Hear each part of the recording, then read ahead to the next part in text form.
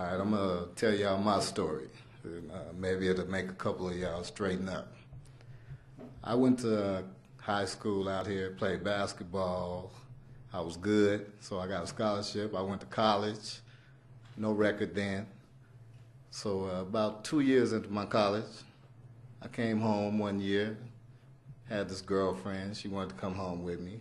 We came home from San Jose, and all my friends were selling dope. This was back in the 80s, you know what I'm saying? So my mother had just went to Germany with her husband. I'm an only child. So she left me the apartment while I was home for the summer for school. She left and went to Germany with her husband. That's where he was based at. So I'm supposed to be home just for the summer and go back to school and finish playing basketball. But all my friends is coming by like, man, Rick, what's happening, man? They're coming by in these new Vets, all these new cars. One of my friends had a Benz.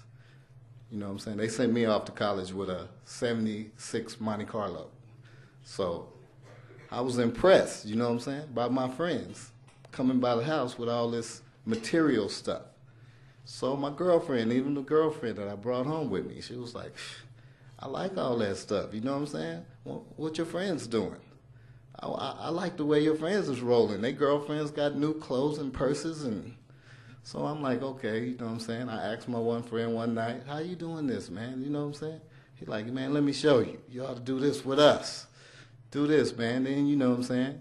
Forget school. You don't got to, here go all the money right here, man. You ain't making no money going to school. I'm like, you know, I'm looking at them. I'm like, just show me how you do this. So he shows me, gives me a start on a little, back then it was called the 16th. Shows me how to cook the dope up and everything. And then he takes me and shows me where to go sell it at.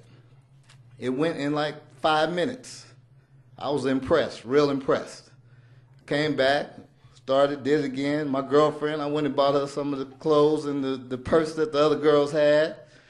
And before you know it, hey, I was one of the biggest around Vegas selling dope. That one girlfriend turned into about 8 girlfriends. That turned into about 8 houses for different girlfriends and 8 different cars. My mom was calling, talking about, how you doing? I was like, oh, I'm doing fine. You going back to school? Yeah, I'm going back to school. I'm lying all the time. I'm right here cooking up dope in the house that she left me. You know what I'm saying? She didn't know it. So, you know, I didn't have her there. Y'all got your moms and all that right here, right now. So y'all got a chance. She bringing you here, so I know they care about you. Your mom, your father, somebody brought you here that cares about you.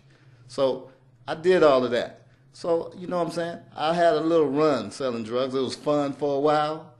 I got all these new girlfriends and all these new friends and everything. Okay, well, guess what happened? One day, 6 o'clock in the morning, I'm laying at home with one of my girlfriends, and something hit the door. Boom, I hear a dog barking. Police is in there.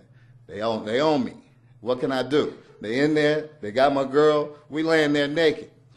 They pushed us off the bed and made us lay on the floor. One of the police was nice enough to tell her to put some clothes on. He didn't tell me to put no clothes on. They just put a gun to my back and told me to just lay there. And so they take me down to the federal building. And now this is feds. They done tapped my phone. They got all of the recordings. They got all of us, 30 people on a conspiracy. Conspiracy mean if you got a boyfriend and he's selling drugs, it don't matter if you tell the police you don't know nothing about it.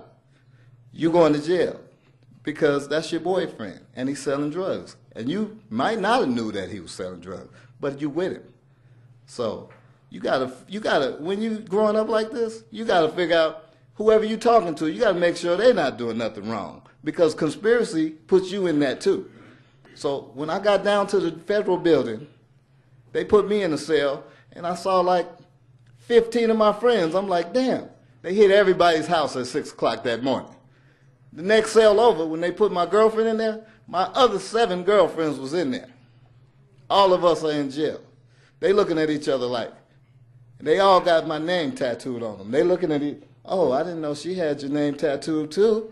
Oh, you got all the, okay. So now they already mad. So they starting The police pulling them out one by one. Did you know he had this girlfriend over here? No, I didn't know he had that one. Did you know he had a house over here? No, I didn't know he had a house over there. He had all of that?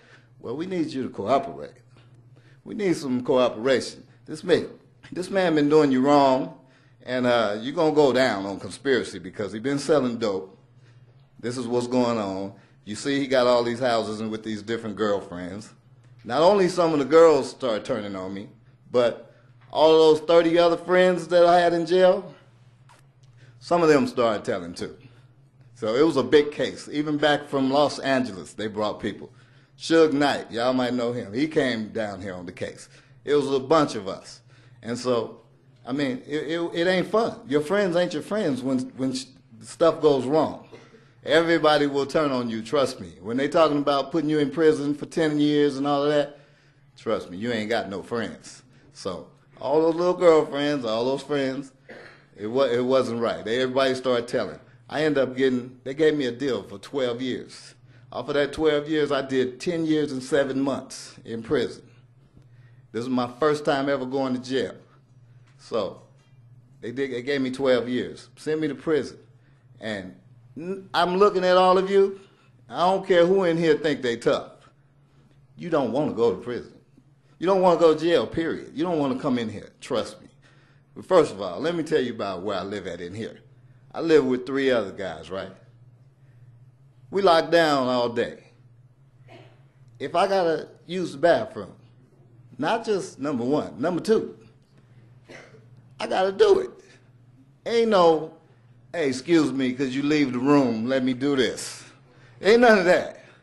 Ain't no, turn your head over that way or whatever. You gonna sit there while I do that, and that's that. Because where else you gonna go? This is what, you know what I'm saying? You used to doing that in your own bathroom, ain't you? Well, if you come in here and you got 3 dudes looking at you while you do that. That's crazy, huh? Yeah, and don't let one of them be my friend that was in prison with me named Kit Kat, because Kit Kat like little boys. And Kit Kat is no joke. And there's a Kit Kat in every prison that I've been to. A few Kit Kats. So you know what I'm saying? Y'all don't want to come in here and deal with this.